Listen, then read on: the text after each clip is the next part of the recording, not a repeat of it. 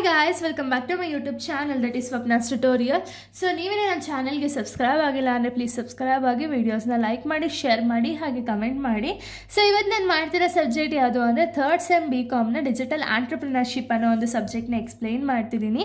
So ಅದರಲ್ಲಿ chapter 4 ಬಂದುಬಿಟ್ಟು emerging trends and applications ಅಂತ ಹೇಳಿ ಈ ಒಂದು ಚಾಪ್ಟರ್ನ ಈ ಒಂದು ವಿಡಿಯೋದಲ್ಲಿ ಎಕ್ಸ್ಪ್ಲೈನ್ ಮಾಡ್ತಿದ್ದೀನಿ. ಓಕೆನಾ? ಸೊ ನಾನು ಪ್ರೀವಿಯಸ್ ವಿಡಿಯೋದಲ್ಲಿ ಆಲ್ರೆಡಿ ಚಾಪ್ಟರ್ 1, 2 ಆ್ಯಂಡ್ 3ನ ಎಕ್ಸ್ಪ್ಲೈನ್ ಮಾಡಿದ್ದೆ ಆ್ಯಂಡ್ ಈ ಚಾಪ್ಟರ್ ರಿಲೇಟೆಡ್ ಕೂಡ ತುಂಬ ಟಾಪಿಕ್ಸ್ಗಳನ್ನ ಎಕ್ಸ್ಪ್ಲೈನ್ ಮಾಡಿದೆ. ಸೊ ಈ ಒಂದು ವಿಡಿಯೋದಲ್ಲಿ ನಾನು ಸೈಬರ್ ಸೆಕ್ಯೂರಿಟಿ ರಿಸ್ಕ್ನ ಯಾವ ರೀತಿ ಪ್ರಿವೆಂಟ್ ಮಾಡೋದು ಹಾಗೆ ಯಾವುದೆಲ್ಲ ಟೈಪ್ಸ್ ಇದೆ ಅಂತ ಹೇಳಿ ಈ ಒಂದು ವಿಡಿಯೋದಲ್ಲಿ ಹೇಳ್ತಾ ಹೋಗ್ತೀನಿ. ಓಕೆನಾ? ಸೊ ನಾನು ಪ್ರೀವಿಯಸ್ ವಿಡಿಯೋ ನೀವು ನೋಡಿದ್ರೆ ಗೊತ್ತಾಗುತ್ತೆ ಸೈಬರ್ ಸೆಕ್ಯೂರಿಟಿ ರಿಸ್ಕ್ ಅಂದರೆ ಏನು, ಅದರಿಂದ ಏನೇನೆಲ್ಲ ಇಂಪ್ಯಾಕ್ಟ್ಸ್ ಆಗುತ್ತೆ ಒಂದು ಬಿಸ್ನೆಸ್ಗೆ ಅಂತ ಹೇಳಿ. ಬಟ್ ಇದರಲ್ಲಿ ಆ ಒಂದು ಸೈಬರ್ ಸೆಕ್ಯೂರಿಟಿ ರಿಸ್ಕ್ ಆಗೋಕ್ಕಿಂತ ಮುಂಚೆ ಯಾವ ರೀತಿ ಒಂದು ಪ್ರಿವೆನ್ಷನ್ ಅನ್ನೋದನ್ನ ತಗೋಬೇಕು ಅಂತ ಹೇಳಿ ಈ ಒಂದು ವಿಡಿಯೋದಲ್ಲಿ ಹೇಳ್ತಾ ಹೋಗ್ತೀನಿ. ಓಕೆನಾ?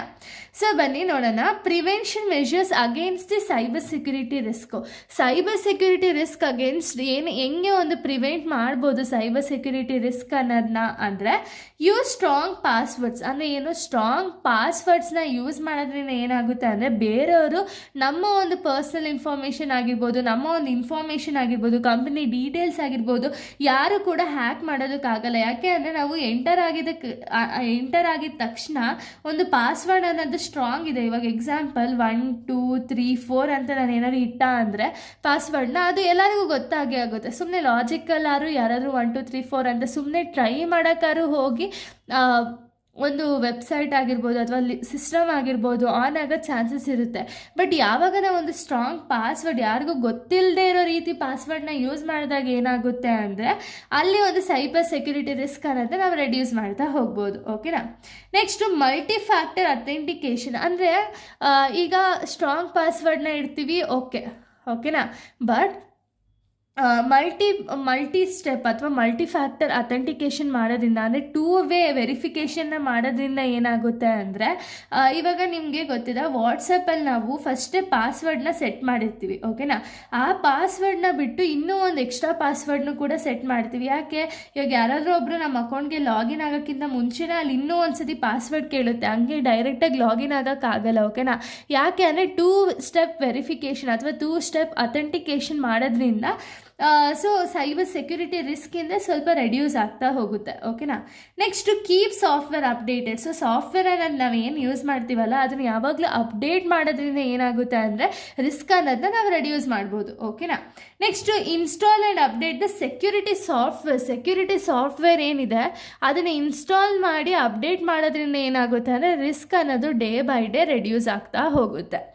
Next backup your data. ಅಂದರೆ ನಮ್ಮ ಒಂದು ಡೇಟಾ ಏನಿದೆ, ಇವಾಗ ಯಾರೋ ಒಬ್ಬರು ನಮ್ಮ ಒಂದು ಪರ್ಸ್ನಲ್ PC ಆಗಿರೋ ಅಂದರೆ ಪರ್ಸ್ನಲ್ ಕಂಪ್ಯೂಟರ್ಸ್ ಆಗಿರ್ಬೋದು ಅಥವಾ ಏನೋ ಒಂದು ನಮ್ಮ ರಿಲೇಟೆಡ್ ವಸ್ತುಗಳನ್ನ ಏನಾದ್ರು ತಗೊಂಡು ಹೋದರು ಅಂದ್ಕೊಳ್ಳಿ, ಅಂದರೆ ಕಳ್ತನ ಮಾಡಿದ್ರು ಅಂದರೆ ಆವಾಗ ನಾವು ಅದರಿಂದ ಫಸ್ಟೇ ಪ್ರಿಕಾಷನರಿ ಮೆಷರ್ಸ್ ಯಾವ ರೀತಿ ತೊಗೋಬೇಕು ಅಂದರೆ ಅದನ್ನು ಡೇಟಾ ಏನಿರುತ್ತೆ ನೋಡಿ, ನಮ್ಗೆ ಆ ಇನ್ಫಾರ್ಮೇಷನ್ ಬೇಕೇ ಬೇಕು ಅಂತ ಹೇಳಿ ಏನು ಡೇಟಾಸ್ ಇರುತ್ತೆ ನೋಡಿ, ಅದನ್ನು ಬ್ಯಾಕಪ್ ಮಾಡ್ಕೊಳ್ಳೋದ್ರಿಂದ ಅವ್ರು ಯಾರೇ ಏನೇ ಟೆಫ್ಟ್ ಮಾಡಿದರೂ ಕೂಡ ಅದು ಬ್ಯಾಕಪ್ ಆದಾಗ ಏನಾಗುತ್ತೆ ಅಂದರೆ ರಿಸ್ಕ್ ಅನ್ನೋದನ್ನ ನಮಗೆ ರೆಡ್ಯೂಸ್ ಮಾಡ್ಬೋದು. ಓಕೆನಾ?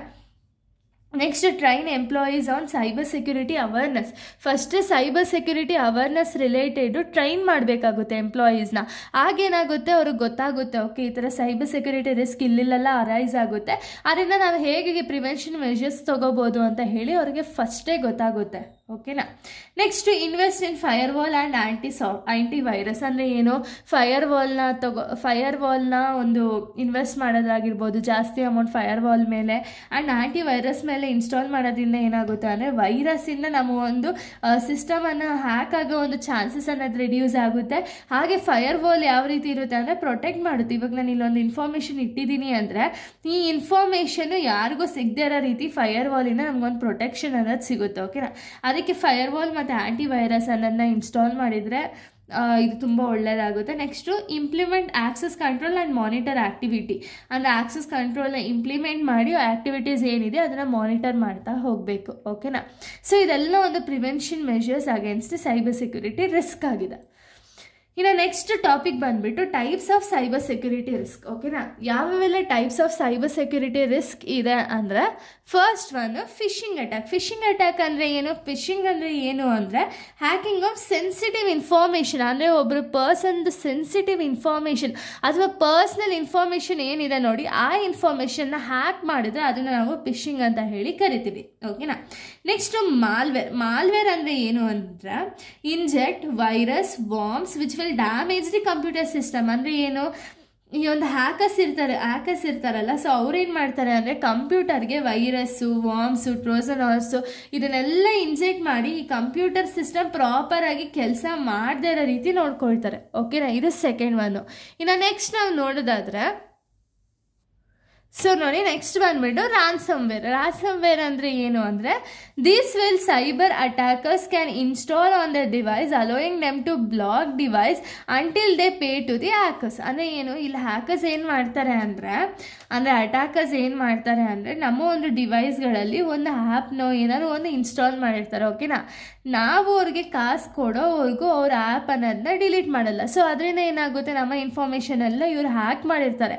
ಸೊ ಹ್ಯಾಕ್ ಮಾಡಿರೋ ಇನ್ಫಾರ್ಮೇಷನ್ನು ನಾವು ಅಮೌಂಟ್ ಪೇ ಮಾಡಿದ್ಮೇಲೆ ಅವರು ರಿಲೀಸ್ ಮಾಡ್ತಾರೆ. ಅದನ್ನು ನಾವು ರಾನ್ಸಮ್ವೇರ್ ಅಂತ ಹೇಳಿ ಕರಿತೀವಿ. ಓಕೆನಾ. Next data breaches. Data breaches ಅಂದರೆ ಏನು ಅಂದರೆ sensitive or protected data will be disclosed. ಅಂದರೆ ಏನು, ನಾವು ಏನೋ ಒಂದು ಡೇಟಾ ಅನ್ನೋದನ್ನ ಪ್ರೊಟೆಕ್ಟ್ ಮಾಡಿರ್ತೀವಿ ನೋಡಿ, ಈ ಡೇಟಾ ಬ್ರೀಚ್ ಆದಾಗ ಏನಾಗುತ್ತೆ ಅಂದರೆ ಇದು ಪ್ರೊಟೆಕ್ಟ್ ಆಗಿರುತ್ತಲ್ಲ, ಪ್ರೊಟೆಕ್ಟ್ ಆಗಿ ಅಗೇನ್ಸ್ಟ್ ಬರುತ್ತೆ, ಅಂದರೆ ಅನ್ಪ್ರೊಟೆಕ್ಟ್ ಆಗುತ್ತೆ. ಈ ಇನ್ಫಾರ್ಮೇಷನ್ ಇವಾಗ ಎಲ್ಲರಿಗೂ ಕೂಡ ಗೊತ್ತಾಗುತ್ತೆ ಏನಿದೆ ಆ ಇನ್ಫಾರ್ಮೇಷನು ಅಂತ ಹೇಳಿ. ಅದನ್ನು ನಾವು ಡೇಟಾ ಬ್ರೀಚ್ ಅಂತ ಹೇಳಿ ಕರಿತೀವಿ. ಓಕೆನಾ. Next insider threats. Insider threats ಅಂದರೆ ಏನು, it means individual with in the organization who will misuse the data. ಅಂದರೆ ಏನು, ಇನ್ಸೈಡರ್ ಆರ್ಗನೈಸೇಷನ್ ಒಳಗಡೆ ಇರುವಂಥ ವ್ಯಕ್ತಿಗಳೇನೆ ಇನ್ಫಾರ್ಮೇಷನ್ನ ಹ್ಯಾಕ್ ಮಾಡಿ ಅದನ್ನು ಮಿಸ್ಯೂಸ್ ಮಾಡಿದ್ರೆ ಅದನ್ನು ನಾವು ಇನ್ಸೈಡರ್ ಥ್ರೆಟ್ಸ್ ಅಂತ ಹೇಳಿ ಕರಿತೀವಿ. ಓಕೆನಾ. ಇಲ್ಲಿಗೆ ಒಂದು ಟಾಪಿಕ್ ಅನ್ನೋದು ಕಂಪ್ಲೀಟ್ ಆಗುತ್ತೆ. ನೆಕ್ಸ್ಟ್ ವಿಡಿಯೋದಲ್ಲಿ ನಾನು ಬೇರೆ ಒಂದು ಟಾಪಿಕ್ನ ಎಕ್ಸ್ಪ್ಲೈನ್ ಮಾಡ್ತೀನಿ. So thank you guys, thanks for watching.